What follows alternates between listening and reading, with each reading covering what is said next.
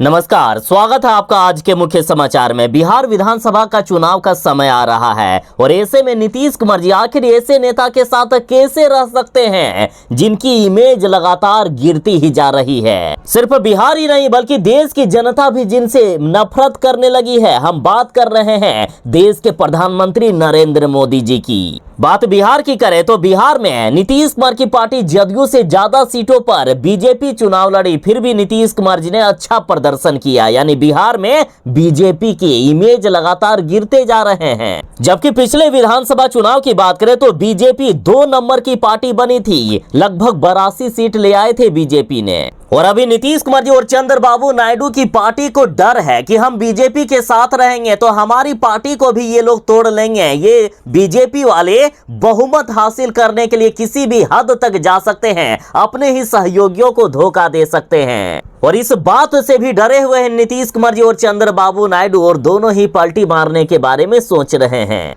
और बीजेपी के लिए अपने सहयोगियों को धोखा देना कोई बड़ी बात नहीं है। आपने देखा कि महाराष्ट्र में उद्धव ठाकरे के साथ इन बीजेपी वालों ने किस तरह से गद्दारी की, तो वहीं उड़ीसा में अपने मित्र नवीन पटनायक के पीठ में छुरा घोंपने का काम बीजेपी ने किया। और यही काम अब बिहार में नीतीश कुमार के साथ होने वाला है, जिससे डरे हुए हैं अब चंद्रबाबू नायडू। इन दिनों नीतीश कुमार जी भारी टेंशन में नजर आ रहे हैं और इसी बीच नीतीश कुमार जी ने बड़ा फैसला कर लिया है। और वैसे नीतीश कुमार जी एनडीए से अलग होने के बारे में सोचे भी तो क्यों ना सोचे, नीतीश कुमार जी की किसी भी मांग को नहीं माना जा रहा है। और अब तो बड़ी खबर है कि चिराग पासवान भी एनडीए से अलग हो सकते हैं। देखिए, नीतीश कुमार जी को जिधर सेफ जगह मिलता है, जिधर इनको लगता है कि हमारी सरकार बची रहेगी, नीतीश कुमार जी उधर ही पलटी मार देते हैं। कुछ दिन पहले ही आपने देखा कि किस तरह से राम मंदिर को लेकर एक लहर चली हुई थी, पूरे देश में बीजेपी की चर्चाएं हो रही थी। और उसके तुरंत ही बाद नीतीश कुमार जी ने महागठबंधन का साथ छोड़कर एनडीए ज्वाइन कर लिए थे।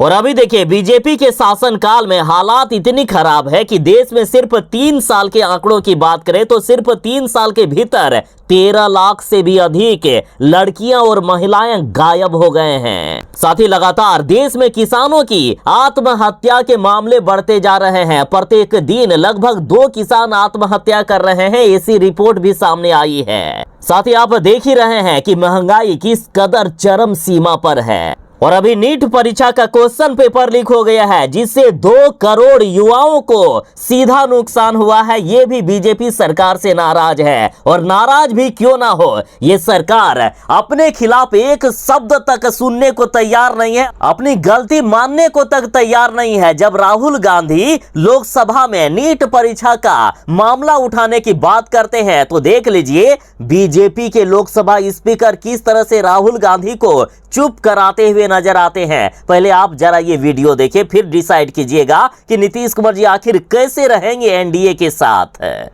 और इधर फिर से बड़ा खेला हो गया है बिहार में। एक तरफ जहां बीजेपी वाले कह रहे हैं कि अगला विधानसभा का चुनाव नीतीश कुमार के नेतृत्व में नहीं लड़ेंगे, नीतीश कुमार जी बिहार के अगले मुख्यमंत्री नहीं होंगे, तो इधर चिराग पासवान जिनके लोकसभा में 5 सांसद हैं, उन्होंने भी अब एनडीए पर दबाव बना दिया है। कहा है कि बिहार को विशेष राज्य का दर्जा मिलना ही चाहिए, हर हाल में मिलना चाहिए। चिराग पासवान ने नीतीश कुमार जी का समर्थन कर दिया है। चिराग पासवान ने कहा कि ये हम एनडीए पर कोई राजनीतिक दबाव नहीं बना रहे हैं, बल्कि ये मेरा खुद का फैसला है कि बिहार को विशेष राज्य का दर्जा देना ही होगा। और वैसे प्रैक्टिकल बात करें तो लगभग सभी लोग जानते हैं, नीतीश कुमार भी जानते हैं, चिराग पासवान भी जानते हैं कि विशेष राज्य का दर्जा देना एनडीए के लिए अभी मुश्किल वाला काम होगा, या एनडीए वाले नहीं देंगे। लेकिन एनडीए पर दबाव बनाने के लिए इस तरह की बातें हो रही है। कहीं ना कहीं नीतीश कुमार के बाद अब चिराग पासवान भी एनडीए से अलग हो सकते हैं।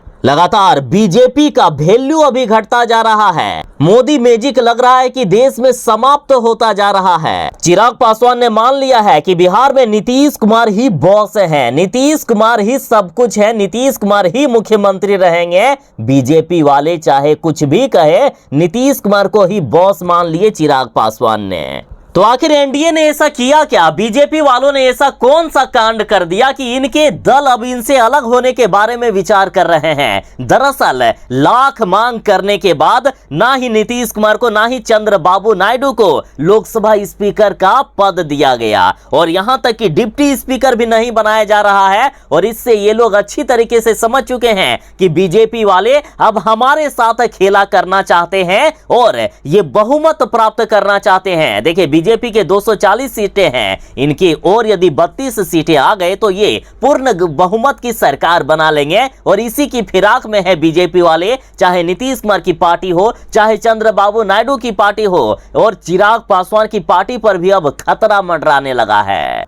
देखिए, मोदी जी या बीजेपी ने कई बड़ी गलतियां कर दी हैं। एक तरफ महंगाई बढ़ा दी गई है, किसान परेशान है, युवा परेशान है, महिलाओं से किया गया वादा भी पूरा नहीं किया गया, प्रतिवर्ष 2 करोड़ रोजगार और नौकरी देने के वादे को पूरा नहीं किया गया, गरीबों के साथ भी धोखा देने का काम किया कि गरीबों के खाते में 15-15 लाख रुपए आएंगे। और इधर अग्निवीर योजना जब लाए केंद्र सरकार ने, तो ये जिद्दी सरकार चाहे जनता कितना भी विरोध करे अपने जिद में ही रहती है। आपने देखा ही कि किस तरह से ट्रेनों को जलाया जा रहा था, पूरे देश में विरोध हो रहा था, फिर भी ये केंद्र सरकार नहीं मानी। और इसी का नतीजा है कि आज ये बीजेपी सरकार जो बहुमत हासिल करती थी, आज बहुमत नहीं हासिल कर सकी है। और सुनिए, अभी प्रधानमंत्री नरेंद्र मोदी जी की उम्र भी हो चली है, 73 साल से भी ज्यादा उम्र हो गया है मोदी जी के, यानी कुछ 1 साल या 1 साल से कुछ ज्यादा दिन ही ये प्रधानमंत्री के पद पर रह पाएंगे। तो इसका भी अब देश की जनता के सामने कुछ अच्छे इमेज नहीं गए हैं। मोदी जी के बाद अमित शाह को प्रधानमंत्री बनाने की बात हो रही है, जो देश की जनता शायद उस कदर नहीं स्वीकार कर रही है जिस तरह से मोदी जी को स्वीकार करती थी।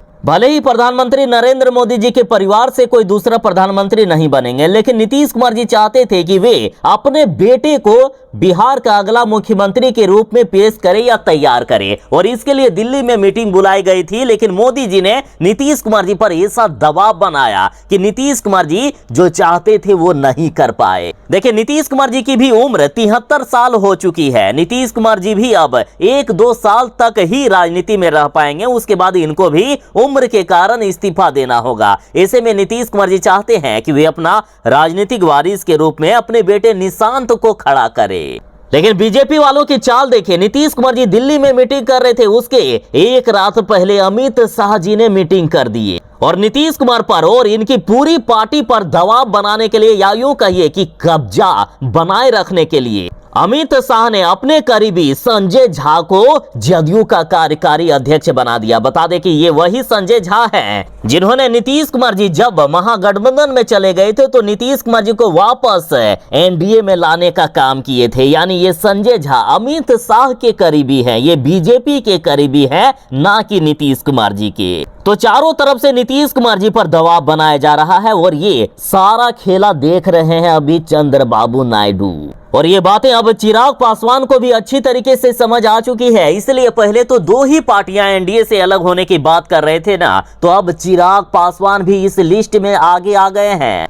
अब यदि एनडीए में सीटों की गणित की बात करें तो देखिए, चंद्रबाबू नायडू की पार्टी टीडीपी के 16 सीट है, नीतीश कुमार की पार्टी जदयू के 12 सीट है, चिराग पासवान की पार्टी लोजपा के 5 सीट हैं। पहले तो 16 और 12 यानी 28 सीटें एनडीए से अलग हो सकते हैं, ऐसी खबरें सामने आ रही थी। और अब चिराग पासवान भी अलग होने को लेकर कहीं ना कहीं संकेत दे दिए हैं। इससे एनडीए पर अब और भी ज्यादा खतरा नजर आने लगा है। तो इधर इंडिया गठबंधन ने अब बड़ा दावा कर दिया।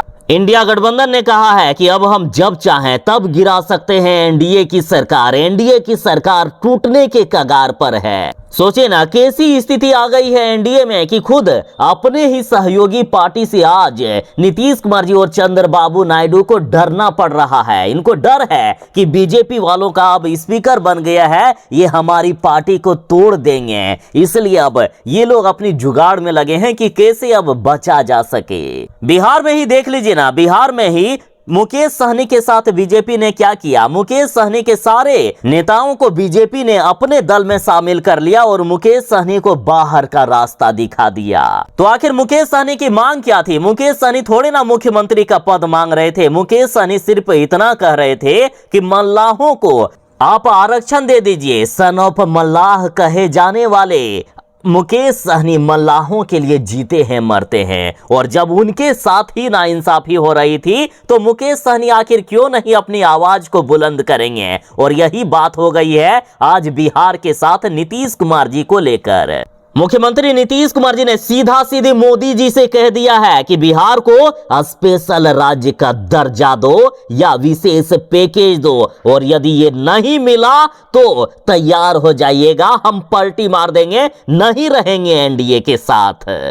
और इतना ही नहीं, बिहार में यदि अभी जो आरक्षण का दायरा 50% से 65% बढ़ाया गया था, जिसे अभी हाईकोर्ट ने रद्द कर दिया है, इसका भी जिम्मेदार अब नीतीश कुमार जी ने बीजेपी को ठहरा दिया है, क्योंकि बीजेपी ही है जो आरक्षण को संविधान की 9वीं सूची में शामिल नहीं करने दे रहे हैं। नीतीश कुमार जी ने अब मांग भी कर दिए हैं केंद्र सरकार से कि बिहार में जो आरक्षण का दायरा है उसे संविधान की 9वीं सूची में शामिल किया जाए, ताकि कोर्ट इसमें कोई दखल अंदाजी ना कर सके।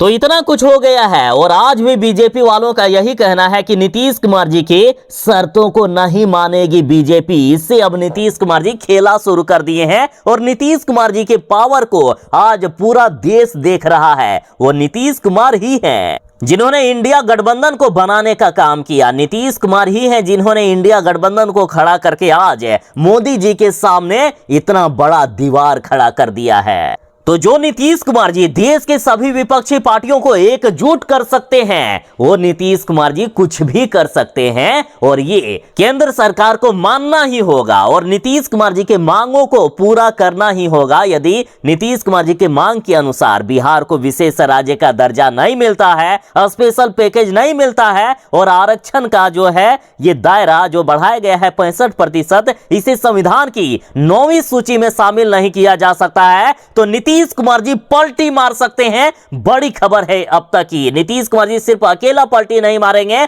बल्कि इनके साथ चंद्रबाबू नायडू और अब तो चिराग पासवान भी नीतीश कुमार के साथ ही आ गए हैं।